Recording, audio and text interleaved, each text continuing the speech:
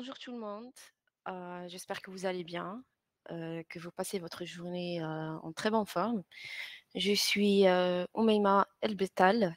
Aujourd'hui, en fait, je vais vous faire un webinaire par rapport au développement de la force de vente ou bien le Salesforce Management.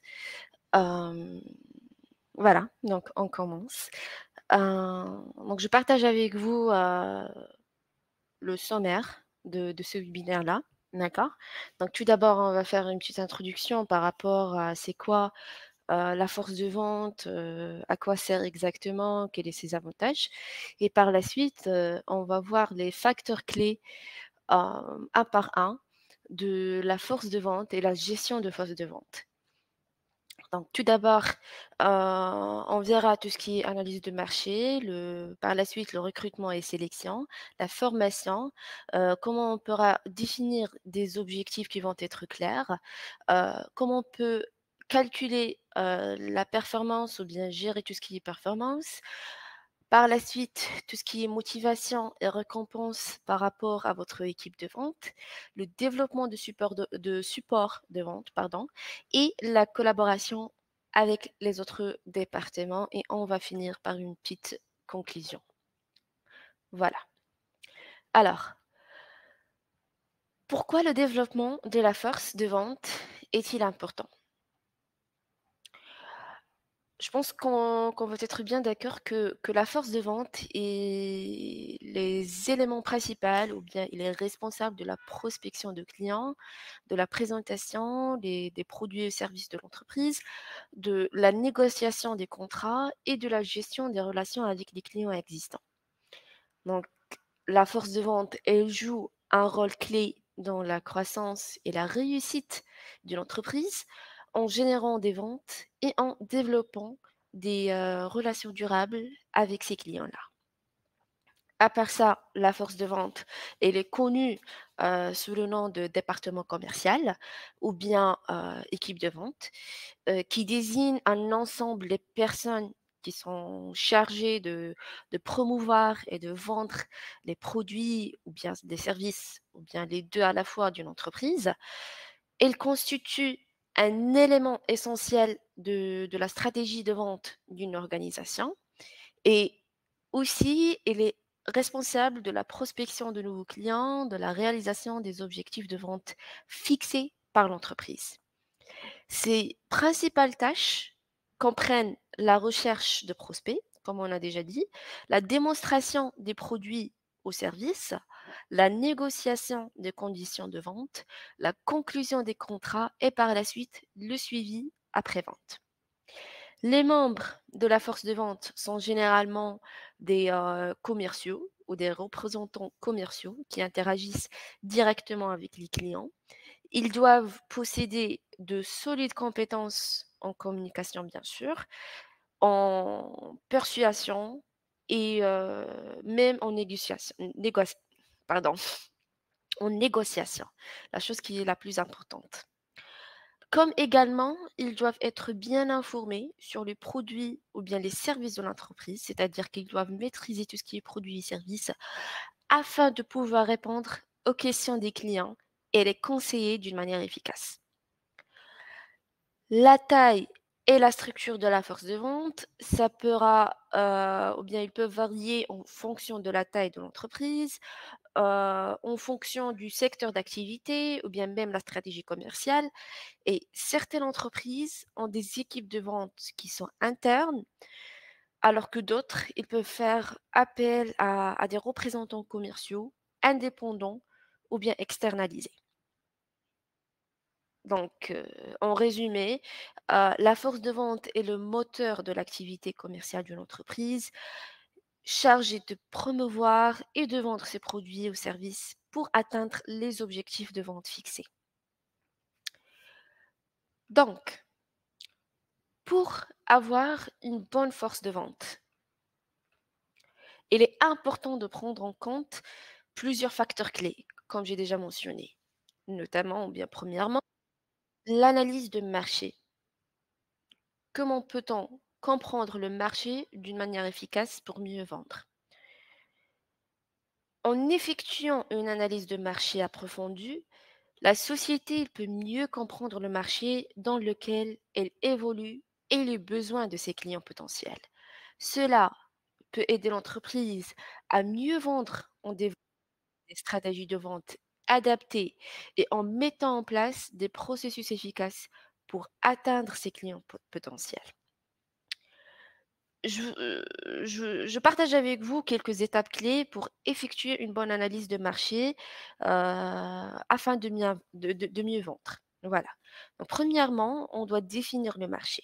C'est la première étape qui consiste à définir le marché dans lequel l'entreprise évolue. Cela implique de comprendre la taille du marché, les segments de marché pertinents, les tendances du marché, machin, machin. Voilà. Par la suite, on doit identifier les clients potentiels. Ils sont comment ces clients potentiels? Il est important de les identifier en fonction des segments de marché identifiés, qu'on a déjà identifiés dans l'étape précédente. Et cela peut nécessiter la réalisation d'études de marché pour mieux comprendre les besoins et les attentes des clients. Par la suite, il est essentiel d'analyser la concurrence pour mieux comprendre les forces et les faiblesses des concurrents, ainsi que les opportunités et les menaces de marché. On doit bien évidemment identifier les opportunités de croissance en utilisant les informations obtenues lors des étapes précédentes. L'entreprise doit identifier les opportunités de croissance et les segments de marché les plus attractifs. Et en fonction des résultats de l'analyse de marché, votre société, il va devoir définir une stratégie de vente adaptée pour chaque segment de marché. Cette stratégie doit prendre en compte les besoins des clients, les avantages concurrentiels, les canaux de vente appropriés, machin, machin. Et avant de lancer une nouvelle stratégie de vente, il est important d'évaluer sa faisabilité en termes de coûts, de ressources, de ressources qui vont être nécessaires et de temps aussi. Et une fois la stratégie de vente elle est bien définie, l'entreprise doit la mettre en œuvre en formant et en motivant sa force de vente, en développant des supports de vente qui vont être efficaces, en mettant en place des processus de gestion de la relation client et bien d'autres choses. Par la suite, on doit passer ou bien on doit se focaliser sur tout ce qui est recrutement et sélection. Comment peut-on adopter un bon plan d'embauche pour intégrer les meilleurs profils à notre équipe de vente? Donc, pour développer l'équipe de vente, on aura besoin de bons profils, donc d'un bon plan d'embauche efficace. Vous devez réaliser chacune des tâches de processus de recrutement avec rigueur, depuis la préparation de la description de poste jusqu'au tri des CV commerciaux reçus. Donc, pour trouver les meilleurs, ça pourra, ça pourra apparaître comme un processus qui est difficile, mais ça doit pas être le cas à chaque fois. Donc, pour bien avoir un bon plan d'embauche, vous pouvez suivre ces étapes-là. Donc, premièrement, vous allez définir c'est quoi le profil de poste. Donc, avant de commencer à recruter, il est important de définir le profil de poste pour le vendeur que vous recherchez. Cela doit inclure les compétences, les connaissances, les qualités et l'expérience nécessaires pour réussir dans le poste. Après, on va utiliser tout ce qui est plateforme de recrutement en ligne, telles que LinkedIn, Indeed, qui peuvent être un moyen efficace de trouver des candidats qualifiés. Et ça va vous permettre de filtrer les candidats en fonction de critères spécifiques, ce qui va faciliter les choses. Carrément, vous allez utiliser même les réseaux sociaux tels que, bien sûr LinkedIn, ça fait partie de ces réseaux sociaux. Aussi, on a Twitter, on a Facebook, d'accord? Et Une autre chose que vous pouvez aussi faire, c'est faire appel à des recommandations. Vous pouvez demander à vos employés actuels, ou bien même à vos clients, ou bien à vos partenaires commerciaux, s'ils connaissent des personnes qui pourraient être intéressées par le poste, bien des personnes sur qui vous pouvez faire confiance. Vous pouvez aussi même carrément organiser des événements de recrutement, tels que les salons de l'emploi, les journées de recrutement. Vous pouvez utiliser un prestataire de recrutement aussi, un prestataire externe. Si vous avez des difficultés à trouver des candidats qui sont qualifiés ou bien si vous manquez de temps pour effectuer le recrutement, carrément, vous pouvez faire appel à un prestataire de recrutement spécialisé dans la vente et ces prestataires peuvent vous aider à gagner du temps dans le processus de recrutement. Voilà. Par la suite, le prochain facteur clé, on a la formation. Bien sûr, après recruter une équipe des commerciaux, vous devez les former tout simplement. Donc, comment on peut améliorer les compétences de vente de notre équipe, d'accord, à travers ces formations-là? Parce qu'on est bien d'accord que la formation est une chose qui est très très cruciale pour une nouvelle équipe commerciale, car il permet aux membres de l'équipe de comprendre l'entreprise, ses produits, ses services et ainsi que les attentes de la direction. Donc une formation qui est efficace pour fournir, ou bien, pardon, peut fournir aux nouveaux vendeurs les connaissances et les compétences nécessaires pour réussir dans leur travail, ce qui peut leur permettre de se sentir plus confiants et plus à l'aise lorsqu'ils interagissent avec des clients. Donc, pour former votre équipe de vente, comme on a déjà dit, donc la formation est un élément clé pour améliorer les compétences. Et à part ça, les formations, ils peuvent couvrir les sujets tels que la connaissance des produits, la maîtrise des produits et des services, la communication avec les clients, aussi la négociation, la gestion du temps, etc. Donc, qu'est-ce qu'on pourra offrir ou bien qu'est-ce qu'on pourra faire pour améliorer tout ça? Donc, tout d'abord, on peut offrir des opportunités de coaching. Le coaching est un moyen très très efficace pour aider les vendeurs à améliorer leurs compétences de vente. Le coaching peut être effectué soit par les managers, soit par des collègues qui sont plus expérimentés, ou bien carrément des coachs externes. Par la suite, il est également important d'établir des objectifs clairs pour votre équipe de vente. Ces objectifs-là, ils doivent être spécifiques, mesurables, atteignables, pertinents et temporels. Et ces objectifs-là, ils peuvent porter sur des aspects tels que le chiffre d'affaires, le nombre de clients, le taux de conversion, quoi que ce soit votre objectif général ou bien votre vision commerciale de votre société. On peut aussi fournir des feedbacks constructifs. Pas aussi on peut, mais plutôt it's a must, c'est une obligation, bien une chose qui est très, très importante de fournir des feedbacks constructifs à votre équipe de vente, parce que le feedback est un moyen de communication important pour aider les vendeurs à améliorer leurs compétences de vente et ces feedbacks-là, ils doivent être, spécifiques, ils doivent être honnêtes, constructifs bien sûr et orientés vers l'action, surtout. Par la suite, vous pouvez les encourager à collaborer au sein de l'équipe, à collaborer entre eux. Parce que la collaboration peut aider les vendeurs à apprendre les uns des autres et à partager leurs connaissances et leur expérience.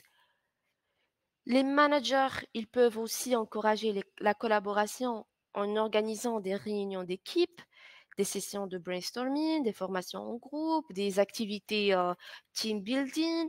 Il y en a plusieurs choses que vous pouvez faire pour, euh, pour que la formation être motivante et intéressante et engageante surtout. Par la suite et dernièrement, donc on doit aussi fournir des outils de vente qui sont efficaces. D'accord? Parce que ça va aider les vendeurs à être plus efficaces dans leur travail Et les outils, ils peuvent inclure des supports de vente, des scripts de vente, des présentations, des brochures, des vidéos et ainsi de suite. Donc on verra tout ça en détail par la suite, dans un autre slide. Donc ça, englobe tout ce qui est formation et pourquoi elle est vraiment très importante. Par la suite, on doit se focaliser sur les objectifs et comment déterminer ces objectifs ou bien des objectifs qui sont clairs. Comment on peut fixer des objectifs de vente qui vont être réalistes et réalisables? Bien sûr, en suivant les bonnes étapes, vous pouvez fixer ces objectifs-là de vente qui vont être réalistes et réalisables, ce qui peut les motiver, c'est-à-dire qui peut motiver votre équipe de vente et ça va les aider à atteindre les résultats souhaités. Quelques étapes que vous pouvez suivre pour fixer ces objectifs-là de vente efficaces. Premièrement, ce que je peux vraiment vivement recommander, c'est d'analyser les données de vente historiques de votre entreprise pour comprendre les tendances, les cycles saisonniers, les ventes par produit ou service.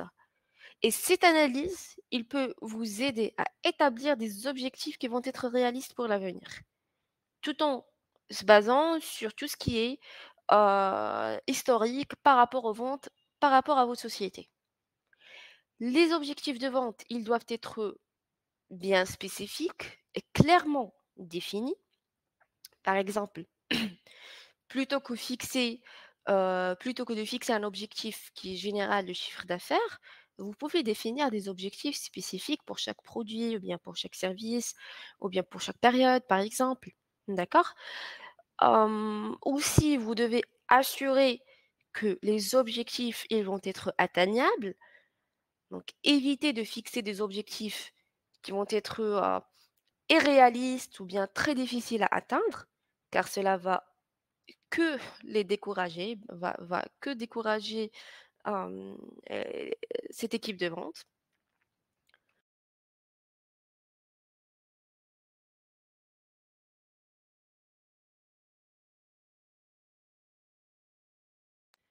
Par la suite, on a tout ce qui est objectif de vente, heu, ou bien les objectifs de vente, ils doivent être aussi fixés dans un délai, réaliste, d'accord? La période, pour atteindre ces objectifs-là, ça doit être dans un délai qui est réaliste. On doit éviter tout ce qui est, des délais qui sont trop courts ou bien trop longs, car cela peut nuire à la motivation de votre équipe de vente et aussi le délai doit également être suffisamment long pour permettre à votre équipe de planifier et de mettre en œuvre les actions nécessaires pour atteindre ces objectifs-là.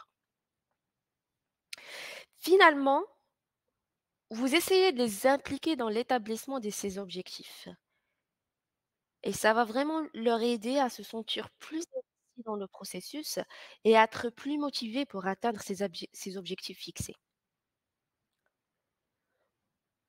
Suivant, on a tout ce qui est gestion de la performance. Comment peut-on mesurer et évaluer ces performances-là de l'équipe? En fait, la performance collective désigne la capacité d'un groupe à atteindre ses objectifs et à obtenir des résultats de manière efficace et efficiente. Elle peut être mesurée de différentes manières en fonction des objectifs fixés par l'organisation et de ses domaines d'activité. Par exemple, on peut mesurer la performance collective en termes de productivité, de qualité de service, de satisfaction des clients ou bien même de rentabilité financière. En fait, un certain temps, l'université de Harvard a complété ou bien a décidé que les éléments théoriques ou bien les critères de calcul en ce qui concerne la gestion de la performance, ils sont 7. Donc on a premièrement le sens donné au travail, en 2 la communication interpersonnelle, troisièmement la pertinente des processus, par la suite l'engagement au quotidien. Sixièmement, la bienveillance Pardon, 5e, c'est la bienveillance. 6e, la responsabilisation et dernièrement, c'est le sentiment d'appartenance. À noter. Donc ça concerne tout ce qui est gestion de la performance en général. C'est très important que votre équipe, il va avoir un feedback par rapport à leur effort, par rapport à leur travail. Heu, c'est très important, qu'ils aient en fait un dashboard de résultats qui est clair pour bien comprendre les points à améliorer, les choses, à garder en fait et voilà, pour que la société en général ou bien le département commercial, ils puissent avancer. Par la suite, il vient tout ce qui est motivation et récompense, bien sûr. Donc comment on peut motiver et récompenser l'équipe pour améliorer ses performances? Vous connaissez la valeur de vos commerciaux. Ils sont au cœur du développement de vos sociétés, ils participent directement à la croissance et sans eux, pas de business et donc pas de chiffre d'affaires. Pardon.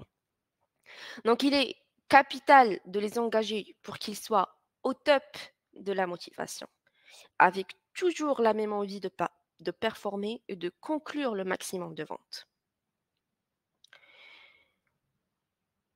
Par l'occasion, je vais partager avec vous quelques conseils à retenir en ce qui concerne comment motiver votre team ou bien comment vous pouvez récompenser votre équipe pour améliorer aussi dans le cadre d'améliorer leur performance par rapport aux ventes de votre société. Donc on peut être reconnaissant, bien sûr, donc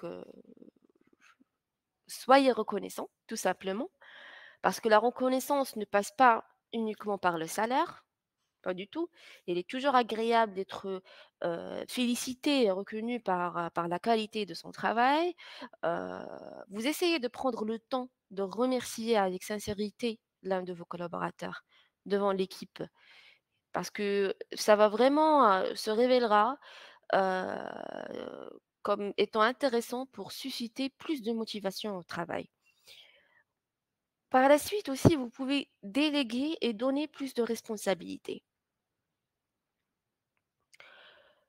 Un bon manager, c'est un manager qui sait déléguer. Donc, si vous souhaitez motiver un membre de votre équipe, n'hésitez pas à lui confier de nouvelles missions et ainsi à le faire monter en compétences.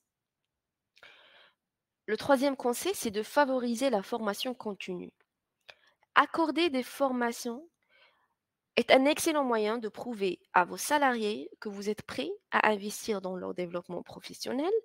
Donc, n'hésitez pas non plus à encourager ceux ayant récemment bénéficié d'une formation à partager leurs nouvelles connaissances avec le reste de l'équipe. Le sens de partage. La quatrième chose, c'est de faire preuve d'intégrité. Parce que rien n'est plus destructeur pour le moral et la cohésion d'une équipe qu'un supérieur en qui personne n'a confiance. Donc vous essayez toujours, d'accord, de montrer, bien de démontrer votre intégrité lorsque l'occasion se présente et battez-vous activement pour votre équipe. La cinquième, ou bien le cinquième conseil, c'est d'instaurer des règles de fonctionnement. Parce que l'absence d'un processus qui est clair et précis, comme la présence de règles qui sont trop strictes, sont les sources de désengagement. Pour que vos collaborateurs sachent où concentrer leur effort, fournissez un cadre de travail qui est commun. Quels sont les périmètres d'action et rapports hiérarchiques?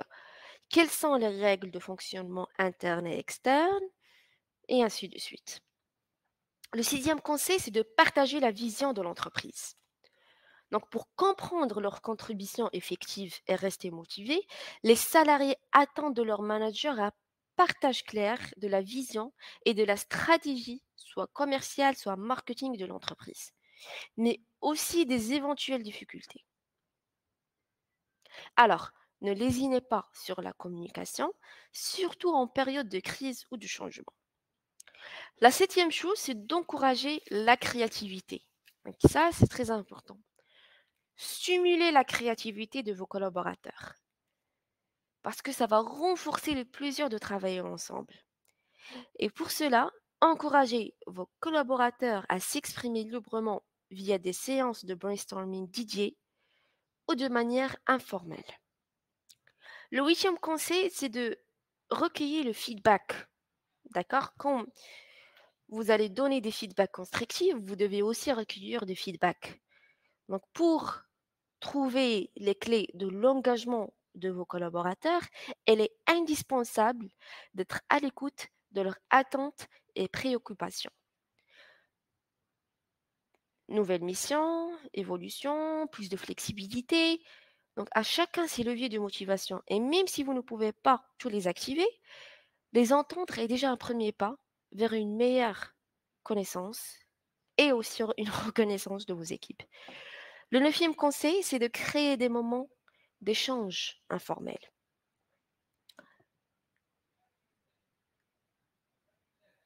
Donc, vous pouvez carrément profiter des activités ensemble, comme je disais, des activités de team building.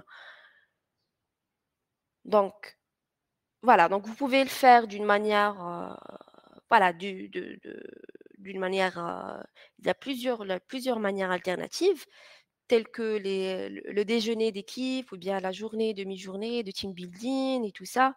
D'accord? C'est très important aussi. Par la suite, vous essayez d'adopter une attitude qui est positive. Donc, si vous voulez motiver votre équipe, soyez le premier à montrer votre enthousiasme en adoptant une attitude positive. Par exemple, parler de points d'amélioration plutôt que de problèmes, envisager les solutions possibles et essayer de dédramatiser les situations, d'accord? Ce qui va vraiment changer le moral et l'atmosphère d'environnement, d'accord? D'une manière qui est positive. En cas de crise, par exemple. Par la suite, on a la partie de développement de support de vente.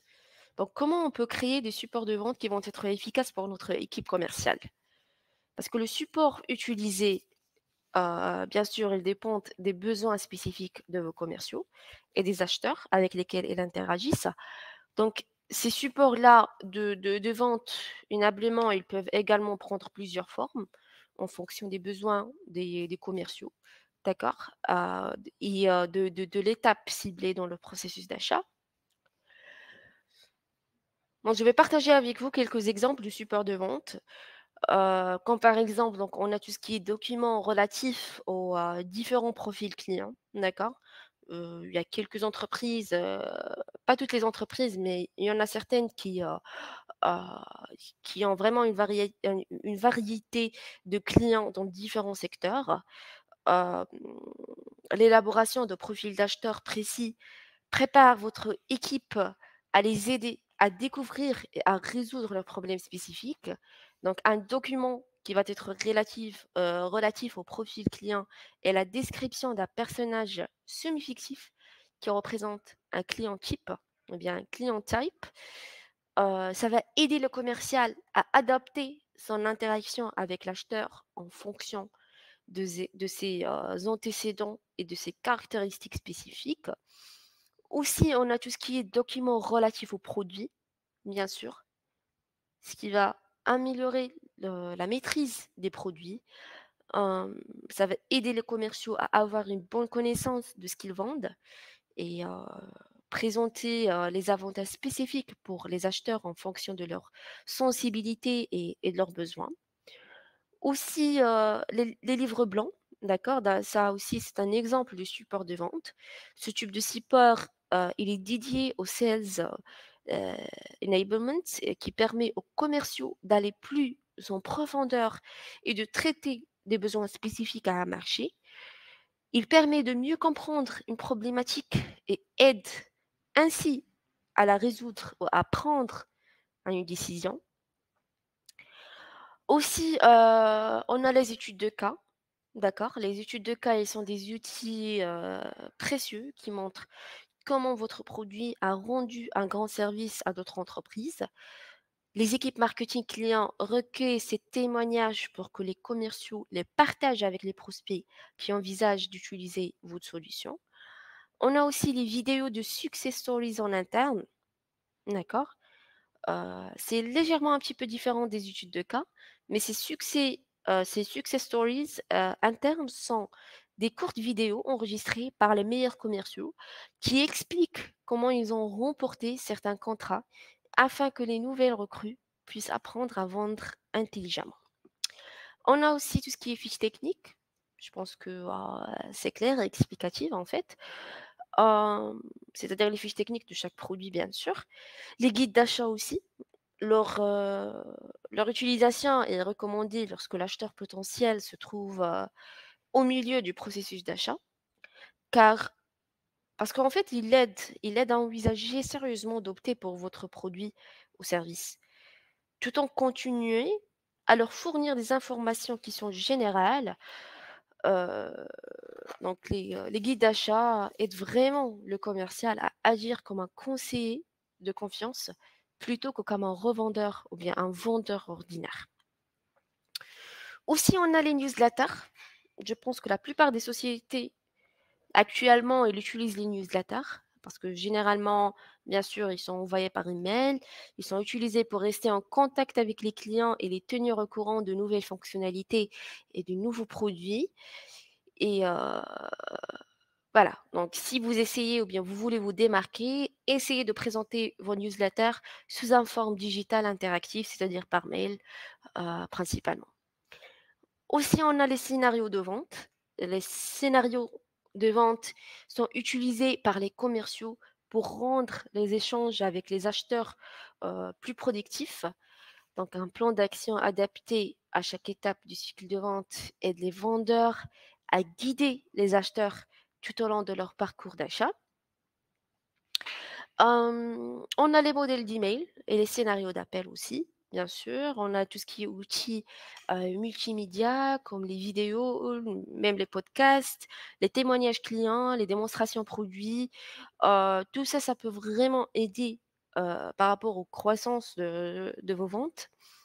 Le guide de vente aussi, donc c'est un support d'énablement, heu, ou bien un guide interne complet à destination des commerciaux qui leur explique les techniques commerciales les plus efficaces pour vendre un certain produit spécifique. Donc il est souvent divisé en guides séparés pour chaque étape de vente. Et aussi, on a tout ce qui est plans commerciaux. Donc c'est, des plans commerciaux, c'est des présentations, concises des avantages produits, du marché, des clients existants, de la concurrence et de leur stratégie. Donc c'est comme un document support qui englobe le tout en général. Il constitue également d'un excellent moyen d'offrir à votre équipe commerciale des réponses rapides aux questions auxquelles ils peuvent s'attendre de la part des clients. Aussi, on a tout ce qui est, fiches d'information et bien sûr les brochures de présentation ou bien des fois même, carrément une marketplace, d'accord? Hem, voilà, donc ça, donc j'ai essayé de partager avec vous le maximum de types ou bien d'exemples de développement, plutôt, d'exemples de support de vente, d'accord? Hem, par la suite j'aimerais bien parler de, la collaboration avec les autres départements. Comment peut-on collaborer efficacement avec les autres départements pour soutenir la force de vente du département commercial? Parce que dans les affaires, la collaboration fait référence aux employés issus de divers domaines d'expertise, travaillant sur un objectif commun pour atteindre un objectif ou produire des résultats. Donc la collaboration sur le lieu de travail peut améliorer la productivité, résoudre des problèmes, promouvoir des relations saines et renforcer les compétences au travail en équipe. Donc tout d'abord, on peut commencer par identifier les opportunités de collaboration avec les autres départements pour soutenir la force de vente. Donc ces départements-là qui peuvent, soutenir la force de vente, ils peuvent inclure bien sûr le marketing, le département des opérations, le service clientèle, le SAV, ainsi de suite. Heu, on pourra carrément établir des objectifs communs avec les autres départements pour soutenir, notre force de vente, de la société. Ces objectifs communs, ils peuvent inclure l'augmentation des ventes, l'amélioration de la satisfaction client, et bien autre chose. Par la suite, ils peuvent communiquer d'une manière efficace avec les autres départements pour coordonner les efforts et s'assurer que tout le monde est aligné sur les objectifs communs. Donc, on peut utiliser des outils de communication tels que les réunions, les courriels, les appels téléphoniques, les outils de collaboration en ligne, d'accord? Hem Ce qui est aussi très important et spécial un peu, c'est que la collaboration, surtout avec le département marketing, peut créer des, plutôt pour créer des campagnes marketing efficaces, heu, qui soutiennent la force de vente. Donc ce genre de campagnes marketing, ils peuvent inclure des publicités, des promotions, des événements, d'accord? Donc vous essayez aussi de fournir un support opérationnel à la force de vente en travaillant avec le département des opérations. Le support opérationnel, il peut inclure la gestion de stock, la logistique, la gestion de la chaîne d'approvisionnement. On peut carrément aussi coordonner avec le département de service clientèle pour assurer une expérience client, cohérente et de haute qualité. Donc la coordination, il peut inclure la gestion des plaintes, des clients, la gestion des retours de produits, machin, machin. Finalement, pour résumer, ou bien pour clôturer, le développement de force de vente, c'est un élément clé de la stratégie de croissance de toute entreprise. Si on a une force de vente qui est bien formée et efficace, ça pourra aider à augmenter les ventes, à acquérir de nouveaux clients, à fidéliser les clients qui existent déjà, à réduire les coûts, à renforcer la marque et à améliorer la communication interne. Donc, pour développer une force de vente compétente et efficace, il est important de former et de motiver votre équipe de vente. Cela peut inclure des formations, comme j'ai dit, sur les produits et services de l'entreprise, sur les techniques de vente et de négociation, ainsi que sur la manière de gérer les relations avec les clients. On peut carrément offrir des incentives, des feedbacks, positifs, des opportunités de développement professionnel et même aussi encourager la collaboration qui peuvent, également aider à maintenir la motivation et à renforcer l'esprit d'équipe de votre force de vente. Donc, pour clôturer, donc la création de supports de vente efficaces est également essentielle. Pour aider votre équipe de vente à réussir, cela peut inclure des présentations visuelles, comme on a vu déjà, des outils de vente tels que des brochures et des guides d'utilisation, ainsi que des scripts de vente pour guider les vendeurs tout au long du processus de vente. Et enfin, pour collaborer ou bien le fait de collaborer efficacement avec les autres départements de votre entreprise est essentiel pour soutenir la force de vente. Le marketing peut aider à créer des campagnes marketing efficaces. Les opérations peuvent fournir un support logistique et la gestion de la chaîne d'approvisionnement, tandis que le service clientèle peut aider à la gestion des plaintes des clients et des retours de produits. Et en investissant dans le développement de vente, bien le développement de votre force de vente, vous pouvez améliorer les performances de votre entreprise, renforcer votre position sur le marché et obtenir un retour sur investissement qui va être très intéressant et très important pour l'historique de votre société. Voilà, donc j'ai essayé, dans cette conclusion de faire un résumé de, de concernant tout ce que j'ai mentionné, par rapport aux slides. J'espère que c'était, intéressant et informatif pour vous, ce webinaire-là. Hem, Si, vous avez des questions ou bien quoi que ce soit, voilà mon adresse de mail. Aussi notre numéro, vous pouvez carrément nous contacter ou bien nous appeler, d'accord? Et voilà, c'est tout ce qu'il y a pour le moment. Je vous souhaite, merci pour votre aimable attention bien sûr et je vous souhaite, une excellente fin de journée et au prochain webinaire, inch'Allah. Merci beaucoup et au revoir.